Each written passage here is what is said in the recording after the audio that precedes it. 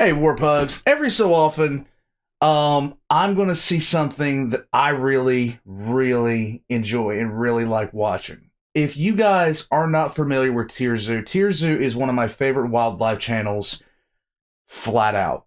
They are one that I watch a lot of myself. Now, here's the thing. I'm bringing this up because I know eventually it's going to be like this, but I have seen a lot of TierZoo. TierZoo, if you are unfamiliar, they make videos where they compare wildlife to a video game.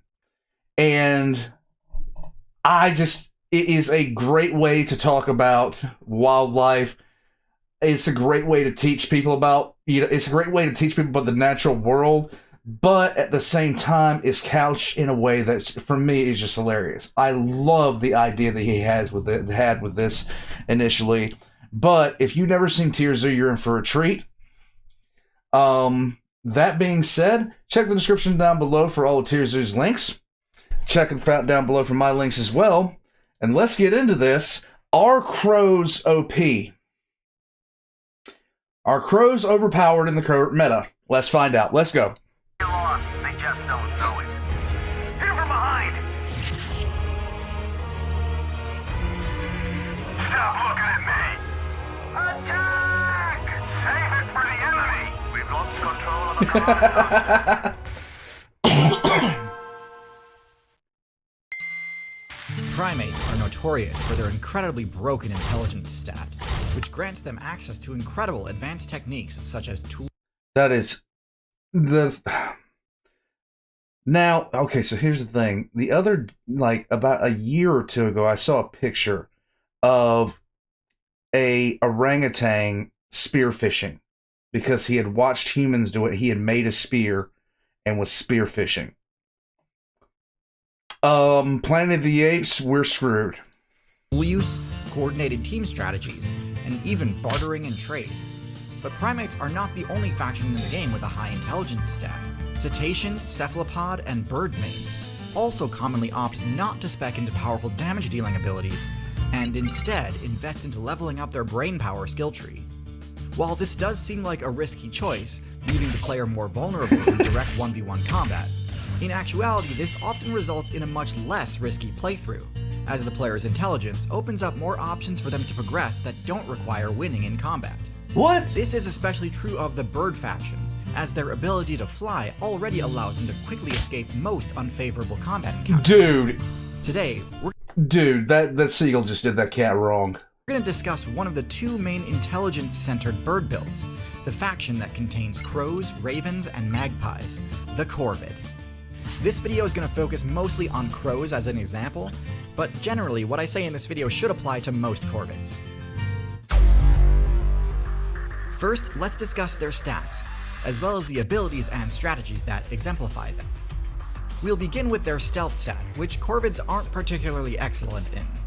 The most popular corvid skins are either jet black or piebald, neither of which grant the user that strong of a stealth bonus. In fact, in snowy areas, jet black feathers are actually one of the least effective choices when trying to remain hidden. A dark appearance is most effective as camouflage at night, but crows and other corvids are not nocturnal builds, so they aren't really gaining this benefit from it. Now, granted, stealth typically isn't all that important for birds, given how agile and vigilant they are.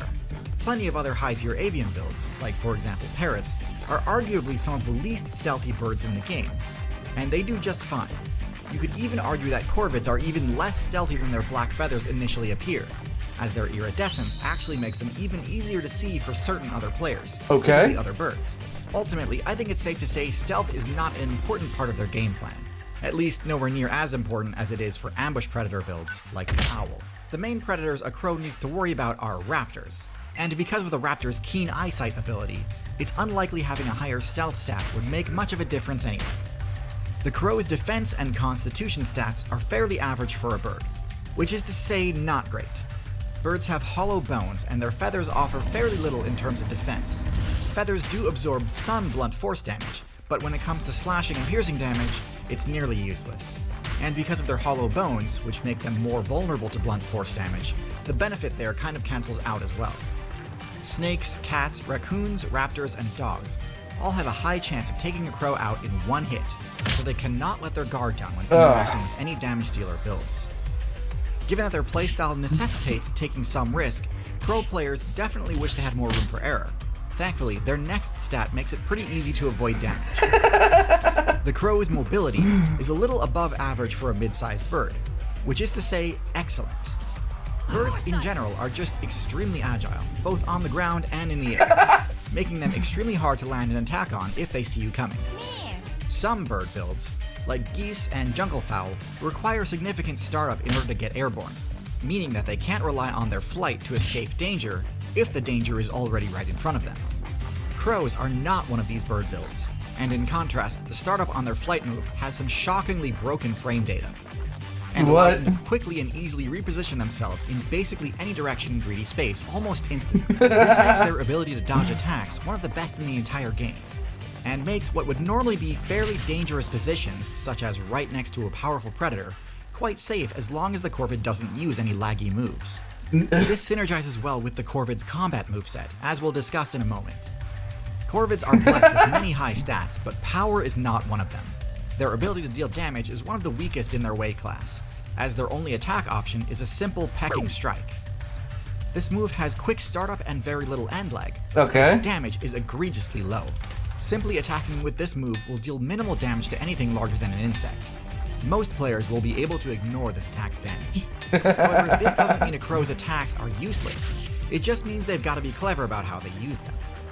A well-placed peck can provoke an attack, and if you're able to move out of the way quick enough, the enraged player will end up being forced to lash out at whoever just happens to be nearby, and create an opening for the Corvid player to capture an objective, steal some loot, or escape trouble. It might seem like a cheap... This is what I was talking about with this. All these games references make this channel amazing. If you've never seen this before, you're gonna love everything that you see with this guy. His tier videos are on point amazingly. Strategy, but really this is the bread and butter of Corvid gameplay, and can lead to massive swings in advantage. The chance to afflict the enraged status effect scales with the user's intelligence, so the reason this strategy works so well is that the Corvid's intelligence stat is ridiculously high for a non-primate build. Corvids are tied with parrots for the highest intelligence stat in the entire avian faction. Nice! And in addition to enabling the goading strike moveset, having high intelligence grants Corvids access to a lot of other powerful techniques too, including the ability to use tools. Tool use is one of the most notoriously powerful abilities in the entire game. That is so and in weird. Crows, this is no less true. By using hook-shaped wooden sticks, crows can score kills on grubs that are normally safe from everything except for woodpecker attacks. And given how many expensive niche perks woodpeckers need to spec into in order to perform these sorts of drilling attacks, the ability to bypass all of that investment while still gaining the same rewards is a huge boon to the crows. But high intelligence has far more benefits than just allowing crows to copy the success of hyper-specialized builds. Oh yeah! Arguably the most important. So I saw this right here where he got this clip from. So this clip is actually amazing because a crow sat there and came and plus a piece of food in a jar like this, couldn't reach it, but they put little blocks down, and the crow started picking up the blocks and dropping in the water to raise the water level so he could get the food. Like, that's incredible. That's problem-solving intelligence. That's amazing. To copy the success of hyper-specialized builds. Arguably the most important benefit is team tactics. This is what allows baboons to fight off lions, what allows ants to bring down tarantulas, and what allows wolves to prey upon bison. When crows work together, they can capture territory and control points of interest that they'd otherwise be helpless to defend. They can even rescue each other from what would otherwise be guaranteed lethal attacks, using a tactic called mobbing. Mobbing is a strategy most commonly seen in birds, consisting of bombarding a single target with a barrage of both physical and sonic attacks. On their own, these would be easy to shrug off, but when you're getting pecked at and screeched at from all directions at once, it inflicts heavy physical and psychic damage. Crows and owls will kill each other. Will flat out kill each other. You cannot put crow like this is unconfirmed. This might be a urban legend, but if you put crows and owls in an aviary together, one of them is going to kill the other. That's just how it is. The crow will not let the owl live. This is what allows social corvids, like magpies and crows, to successfully chase away predators several times their size. Ravens, on the other hand, tend not to really need the help, as they're larger to handle most opponents one-on-one, but can still team up in order to lock down a good source of carry-on. Alternatively, they may even ally themselves with wolf players, leading them to a carcass and letting them do the work fighting off their competition before sharing in the rewards. Anyway, that's a basic overview of the Corvid build. Now let's talk about their matchups. Let's go. The Corvid matchup chart is heavily dependent on how effective their goading strike and mobbing techniques are against a given target. Luckily, because of how high the Corvid's intelligence stat is, the list of targets goading strike works against is quite long. It is best against builds with lower intelligence stats. Things like vultures, things like reptiles, and things like rodents. What's more, this technique even works on one of the Corvid's two primary threats, feline builds. Deadly as cats are, they're often quite reactive and easily aggroed, so goading strike is the perfect tool to redirect their ferocity.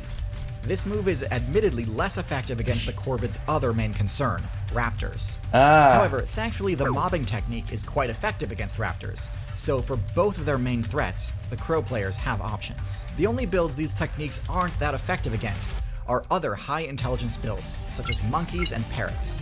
Because of their extremely strong social bonding and top tier intelligence stat, parrots are highly resistant to psychic damage and do not turn each other easily. In fact, when pestered by a corvid, they are likely to defend each other fiercely using their own, more powerful beaks and louder shrieks. One-on-one, they're fairly evenly matched, so it tends to just come down to size. But in groups, corvids tend to have difficulty forcing parrots away from an objective. As for monkeys, their high HP allows them to more easily ignore the pecking attacks of a crow. And they're used to getting their tails tugged all the time by their own party members, so a crow doing it is unlikely to provoke a punishable response. Crows and parrots have an interesting dynamic. I've said in previous videos that I believe parrots to be the more viable build. They have higher dexterity with their beaks, their sonic shriek attack is incredibly effective, they're more social, and arguably more intelligent even. And yet, of the two most intelligent bird builds, there's no denying that in the city biome, corvids are much more successful. I think the reason for this is that even though parrots are indeed more powerful on their own, and are better at using most tools than crows. Oh my god. Crows are better at using the most important tool, other players. From provoking attacks and redirecting aggression, to using passing vehicles to deal damage for them and unlock high-value loot, corvids are the best of the best when it comes to using other build strengths to cover for their own shortcomings. And there if you the go. build's dominance is any indication, co-opting the strengths of less intelligent builds is one of the strongest strategies you can possibly execute in the game. And it's for this reason that corvids sit proudly in S tier. Speaking of builds with a high success rate within the city biome, another creature that thrives in cities is the centipede. With their quick, twitchy movement and flat shape, they have no trouble weaving through all of the nooks and crannies common in urban environments. This is the subject of my next video, which will be out on YouTube in a month or so. Okay. However, if you'd like to watch that video right now, you can access it a month in advance on Nebula, the sponsor of today's video. Now, many of you have heard me talk about Nebula before. It's the creator-owned platform with no ads, no algorithm, no clickbait, and phenomenal content. But this time is different. Okay. Nebula just underwent a massive overhaul to dramatically improve its UI, to make Nebula's premium content easier to find, and its creator list easier to sort through. We've now got categories you can quickly swipe through to get to the sorts of things you're interested in. Hey look, it's the science category. And who's on top? That's right, it's my original series, Let's Play Outside, an educational show spotlighting the individual lives of interesting animals, done in the style of a Let's Play livestream. One of the episodes I'm most proud of features the mantispid, a fascinating insect that has the characteristics of both a wasp and a mantis. How does it fare against other common garden insects?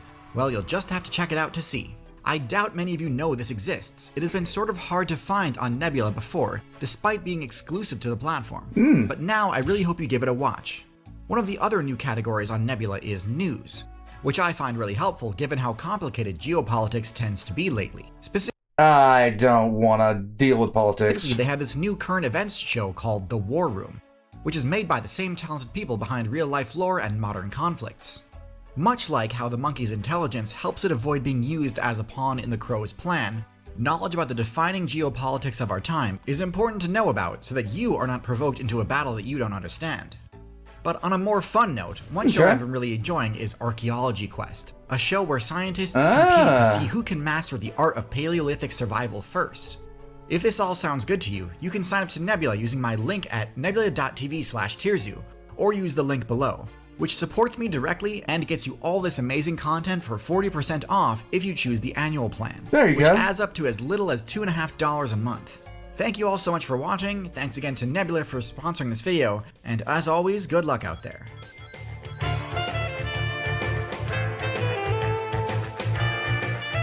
Okay, so Warpugs, it's always good to know where you are in any particular meta. Like, for instance, the cat build.